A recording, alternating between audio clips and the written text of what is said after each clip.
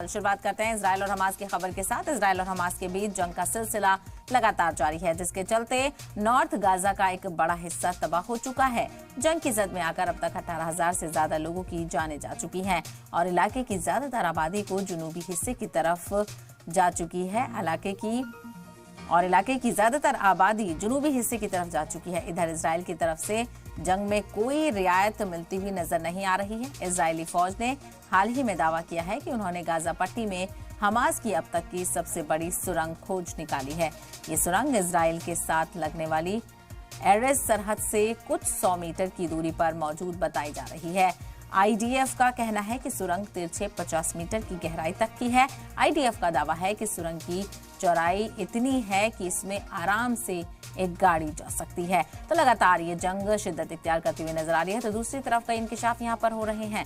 Israel की फौजी कार्रवाई करते हुए ये कह रहे हैं और ये दावा किया जा रहा है कि हमास ने जो सुरंगों को लेकर बात कही थी, उसमें से जो सबसे बड़ी सुरंग थी उसका पता इजरायली फौज ने लगा लिया है। और ये भी जानकारी मिली है कि ये सुरंग 4 किलोमीटर तक लंबी है और इसकी गहराई इतनी ज्यादा है, इसकी चौड़ाई इतनी ज्यादा है कि एक गाड़ी भी इस सुरंग में से जा सकती है। तस्वीरें भी आप देख रहे हैं, इस तरह से इसको लेकर इंकशाफ सामने आ रहे हैं और इजराइल की फौज ये दावा कर रही है कि उसने इस सुरंग का पता लगा लिया है और अब यानी इस सुरंग के जरिए से भी इजराइल की फौज कूच करती हुई नजर आएगी और एक एक करके हमास के ठिकानों को यहाँ पर तबाह करने की बात कही जा रही है। तो लगातार इजराइल की तरफ से दूसरी तरफ हमले भी जारी हैं।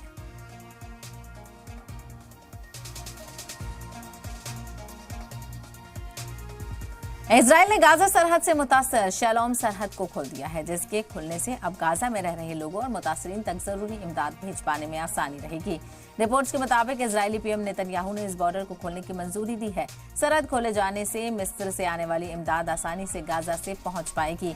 अफसरान का कहना है कि इस सरहद को यरगमाल बनाए गए लोगों की रिहाई के बदले में खोला गया है, जिसको लेकर एक मुआहदा भी हुआ था। इस मुआहदे के तहत इजराइल करीब 200 ट्रकों को रोजाना खाना और दूसरी जरूरी चीजों को गाजा ले जाने की इजाजत देगा। फिलहाल अभी 100 ट्रक ही मिस्र और गाजा के बीच से रोजाना गुजरते हैं। तो एक तरफ सीज़फायर को लेकर मुतालबा भी किया जा रहा है, तो दूसरी तरफ जो सरहद है उसको भी खोलने की बात कही जा रही है। शैलोम सरहद को खोला गया है, जिससे जो इमदादी सामान है वो ले जाने में यहाँ पर सहूलत मिलेगी और जो फलस्तीनी हैं, जो गाजा में रह रहे तमाम तर लोग हैं, उन तक इमदादी सामान भी पहुँच सकेगा। तो अलग अलग मुल्कों की तरफ से राहत का सामान भेजने की लगातार कोशिश की जा रही है, लेकिन कई सरहद बंद होने की वजह से जो उनके इमदादी ट्रक्स थे वो वहाँ पर नहीं पहुँच पा रहे थे। ऐसे में अब जब ये शैलोम सरहद खोली गई है तो जो ट्रक्स थे उनकी आवाजाही यहाँ पर आसान होगी और अभी जानकारी मिल रही है कि 100 के करीब ट्रक्स को जाने की इजाज़त भी दी गई है, जिससे जो राहत और इमदादी सामान है वो लोगों तक पहुँच सकेगा। तो आपको ये भी बताते चलें कि कई रिपोर्ट्स में इस तरह का दावा किया गया है कि इससे लोगों को राहत मिलेगी। तो इजराइल ने गाजा सरहद से मुतासिल जो शैलोम सरहद है उसको खोल दिया है, जिसके खुलने से अब गाजा में रह रहे लोगों और मुतासरीन तक जरूरी इमदाद भेज पाने में आसानी रहेगी। रिपोर्ट्स के मुताबिक इजरायली पीएम नेतन्याहू ने इस बॉर्डर को खोलने की मंजूरी दे दी है। सरहद खोले जाने से मिस्र से आने वाली इमदाद आसानी से गाजा तक पहुंच पाएगी। अफसरों का कहना है कि इस सरहद को यरगमाल बनाए गए लोगों की रिहाई के बदले में खोला गया है। यानी जो मुआहदा हुआ है वो ये हुआ है कि जो यरगमाली बनाए गए हैं हमास की तरफ से इजराइल के, उनको यहाँ पर खोला जाएगा, जिसको लेकर एक मुआहदा भी हुआ था। इस मुआहदे के तहत इजराइल करीब 200 ट्रकों को रोजाना खाने और जरूरी चीजों को गाजा ले जाने की इजाजत देगा।